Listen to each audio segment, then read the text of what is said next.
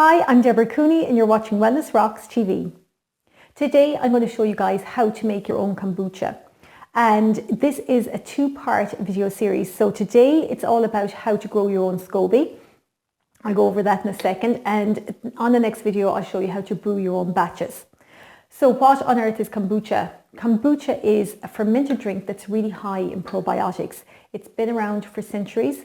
It's really alkalizing. It's fantastic for your digestive system, your liver, your immune system. There is a whole list of things that it does for you internally. It's amazing.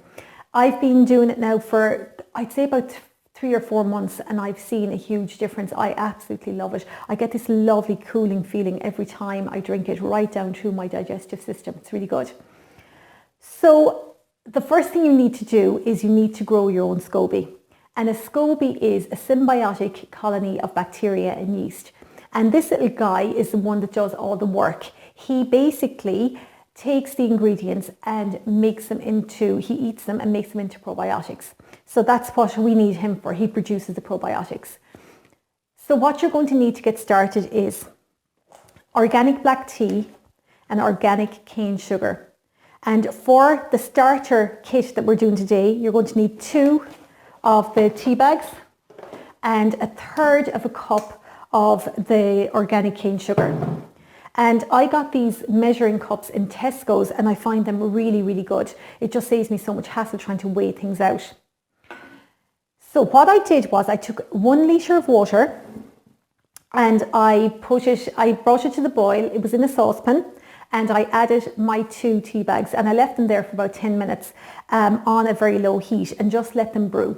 After 10 minutes, I took out the tea bags and I turned off the heat and I added in my cane sugar and stirred that until it dissolved.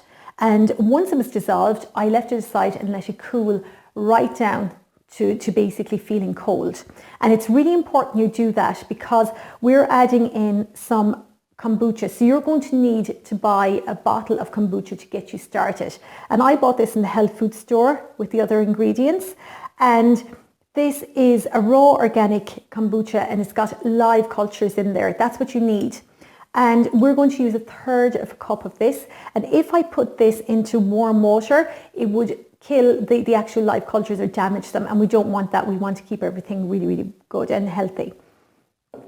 So you're going to need a nice big glass container. And this one, I just had this lying around, but I got them in, you know, like the home kind of shops, you know, anywhere you get like kitchen accessories, you get a good jar like this. And the first thing I did with this is I sterilized it. So boiling water, apple cider vinegar or just white vinegar, and washed it in that and sterilized it because we're dealing with live cultures here. We really need to be careful that we don't damage them. So that was done. And I also had my hands washed with the apple cider vinegar and warm water as well. No soaps, nothing like that. Just keep it really, really simple and clean. So in this goes into our container. And I'm spilling half of it all over the table. It's all cooled down. And in goes 1/3 of a cup of the raw kombucha.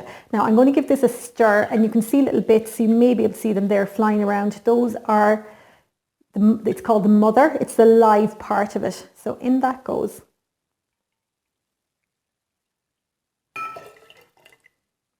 And that's it. We're ready to rock. So what we need to do is cover that with a cloth. So this is a cotton cloth that I'm using. It's kind of like cheesecloth or something. And you just get some rubber bands and you secure it. Now, if you don't have this kind of cloth, you can just use an old t-shirt or you can use an old tea towel. Just make sure they're clean. So I take this then and I just pop it away out of the way. I put it into a cupboard. I find it works better for me. And you leave it there for 6 weeks.